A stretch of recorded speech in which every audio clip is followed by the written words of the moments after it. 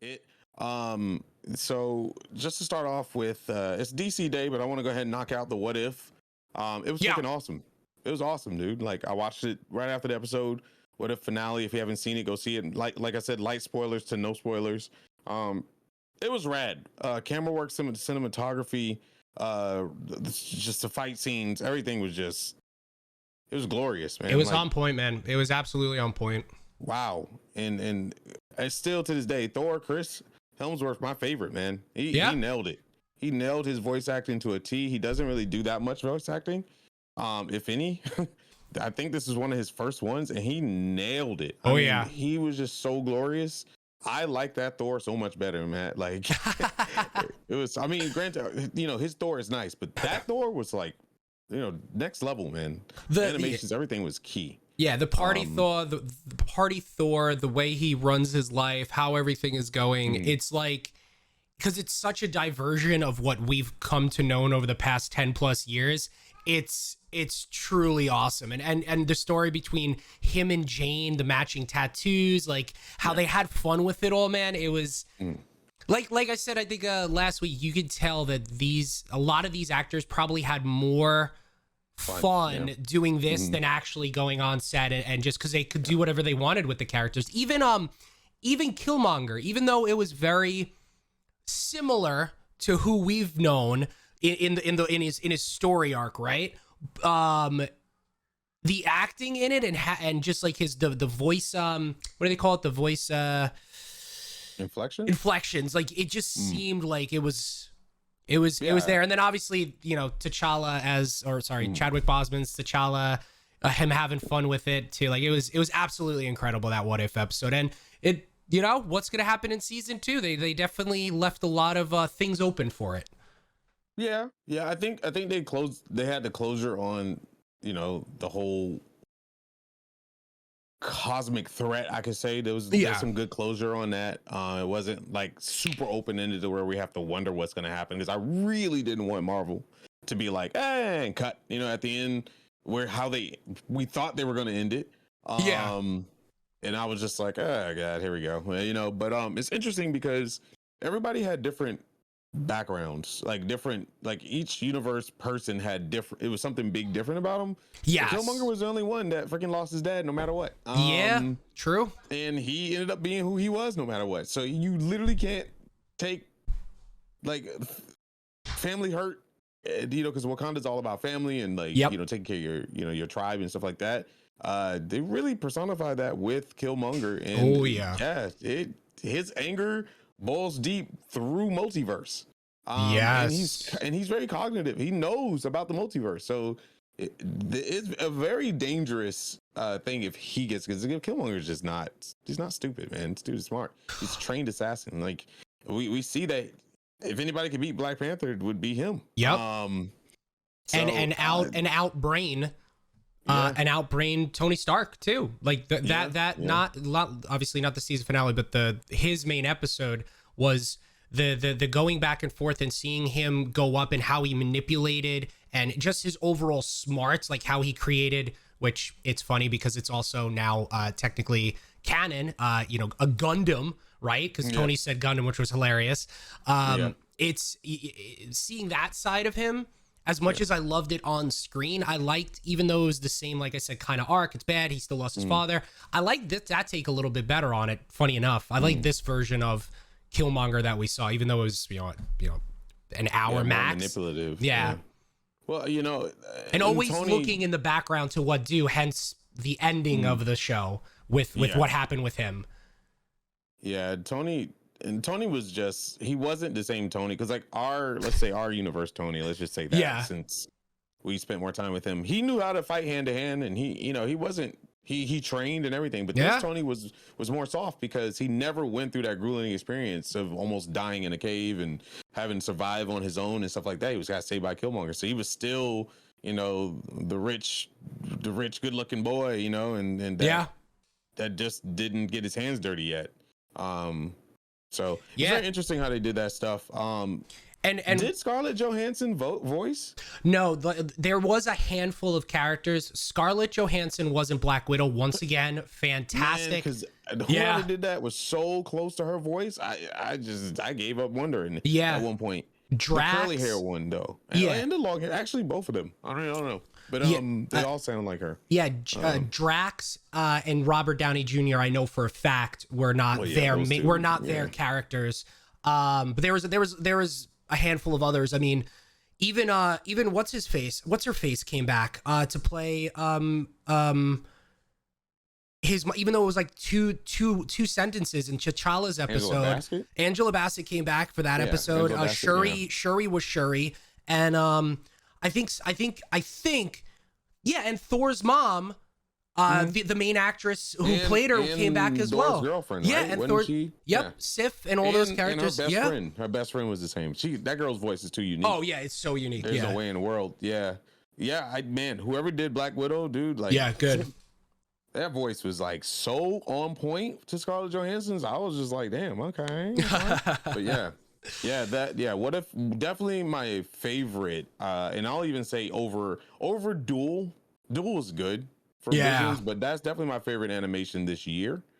What if, like, as a collective, it was really good. I haven't seen how's that Disney show, that Disney movie with the dragon, Ravana or whatever, Rava. I know what you're talking about. I can't think of the name either. I haven't seen that yet. So, but what if is that was incredible, and I mean the cut between CG and 2D art. 3D and even 3D, and I mean they did such a good job balancing all that stuff and capturing. Like, I really love Thor's mom design and like facial expressions and voice capture with that was perfect. Raya, that's it. When Black Widow and Captain Britain talk, like that discussion there, like I completely forgot I was watching a animation. The way the actresses, acted, and just the way it was all animated, whether it was motion capture, it was absolutely fantastic. It was really, really, really good. And that goes out to shine. Like, again, I keep talking about this, but whoever voiced Black Widow, like Scarlett Johansson has a certain way of acting her characters out, but they all have a similarity in attitude.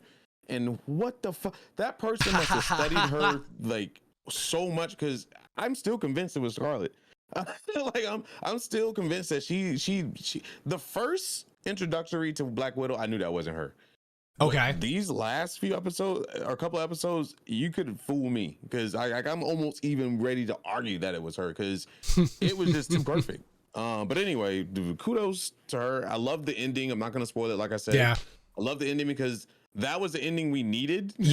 For the movies when it involved Black Widow. I like it. Yeah. It's just like, but I guess that was way of Marvel saying, "Hey, we know we screwed up. Here's this." And I was just like, "All right, I'm good. I'm good." Even if he gave it to us in animation, I think he did it justice. It's good. You paid Scarlett because she won. Thank goodness for her. And that actually, so that's good. And the way it ended, actually, that is a good point, because who was it? The new nerd actually had a great point in that last episode. You saw Gamora and Robert Downey Jr. in Sakaar, essentially. No, I can't. Robert Downey Jr. Iron Man, Tony Stark in like Sakaar-ish type of gear at that place, we'll call it. So we all came into it thinking that this was going to be a 10-episode season. It ended up being 9 because due to COVID, one of the animation studios got hit hard with it. So that specific episode was pushed from what we've seen and what we've read. It'll be more of a like whether it's going to be like a prequel episode or like episode 1 or something like that. Like a recap, episode 0, whatever. Yeah, they did say that we are going to get that episode, but it has got pushed to the second season. So I can see that. Season 2, episode 0 or episode 1, watcher will be talking about what happened. Yeah. And who's watching over what, and who became a watcher, essentially. Right. That's interesting because he is on a cosmic level now, and like I said, you'll see it if you see it.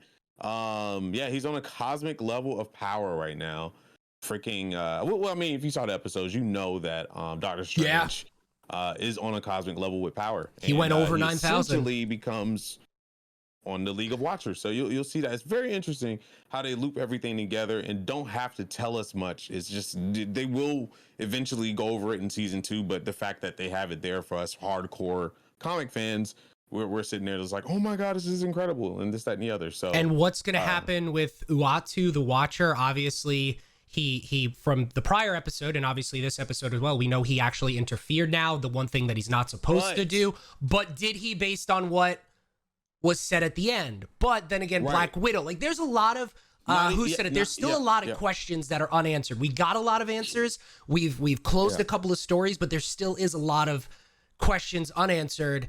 And I really hope season 2 comes sooner rather than later. He addressed it. He addressed his interference. He was like, now I understand. Oh yeah, what I was meant to do. You know, so now he knows what he was meant to do. And I believe it could even go as far as to say the fact that he couldn't interfere was to find the Guardians of the Multiverse, so to speak. Which is just Great another name. team. It's a galactic level Avengers that can grow, which is interesting. Yep. And that have a bigger threat coming. So very, very interesting. Yeah, like where do you go? Where do you go with bigger threat with this now? Like where you literally had the ultimate Ultron, right? With the 5 Infinity Stones. Like he became Galactus. It was weird to me. Oh, he was a Planet Eater, dude. Yeah. Like, I was just like, wait a minute. Like, yeah, they were. That one scene was awesome. Yeah. I'm just so surprised Silver Surfer wasn't in any of this. Like, he is the original Guardian of. Yeah. You know, I'm just really interested. Maybe that I don't know. That was really weird. So there's a lot of explaining to do. And Silver Surfer was introduced with mutants. Yes, and I think that's what they're gonna do here too. He's a cosmic being. I don't even know. Wasn't he a cosmic being created to? Initially, he was supposed to be a villain. He wasn't supposed to be a hero. Well, Silver Surfer is the harbinger for Galactus. I mean, he's the one that finds the planets. Yeah, the original civilization. Yeah, the original destroy. The original story that at least I know. I don't know if it's the original story. Excuse me, but you know, Galactus goes to go take over his planet, is consume his world for energy or whatever it is. But for some reason, somehow, Silver Surfer prevents him and says, "I will be your harbinger. Just save my planet, save my family, whatever. You know, just take me." And then he goes on there. So he's the bad guy that didn't want to be a bad guy, but he's doing it for a good reason. And then eventually, obviously, he changes in a really bad movie called Fantastic Four 2. Extremely powerful, by the way. Oh, yeah. It's just that Fox, or whoever the hell had done the movies at the time, did not do him justice. He was just some weird thing. But anyway, yeah, I'm very interested in see what's going on and where they're going with this. I really, really liked Doctor Strange. Version. Absolutely. I really, at first I was like, I don't know if I like the shonen type feel anime wise when it comes to a character just literally going from like already powerful to like an extremely cosmic power to or beyond, maybe even beyond cosmic, because he absorbed infinity power. Like, what the fuck? That was crazy. I was just like, wait a minute. He was just like, give me that. Yeah, like, I just love the way he was like funny about it. Yeah, he was like Scoop or something. He said, I was just like, yeah okay. And I did like that. And you know what? I like that quick little banter when they first met, Doctor Strange and Haley Atwell's Peggy Carter. I like that little banter. My Stephen Rogers. That was some cool. That was a cool back and forth there. And it's great because it's Doctor Strange, Benedict Cumberbatch, and it is Peggy Carter, Haley Atwell, which made it just that much better. So, but Marvel, and technically, funny enough, that Doctor Strange is closer to, I believe, knows about our universe. Let's say, universe. he's very like, he knows what's supposed to happen. Well, unlike the other characters, because what does he say? Does he say your world or you won't remember this? Which one, Watcher? Uatu, yeah. What, before they go through the door, and he's like, it's a metaphor. Won't remember this, but he had to put Strange remembers everything. Doctor Strange in a back, not in his thing, just in case something happens. But he did not have a memory wipe. obviously. No, he absolutely knows not. everything. So it's interesting to me where this is going. And I wonder if our Doctor Strange is going to know of that Doctor Strange, because the way Doctor Strange travels and can go through different dimensions, I wonder if they're going to eventually see each other, or, you know, make contact or know of each other or something of that nature. So it's going to be interesting. I don't know. It's just really cool. It's really cool.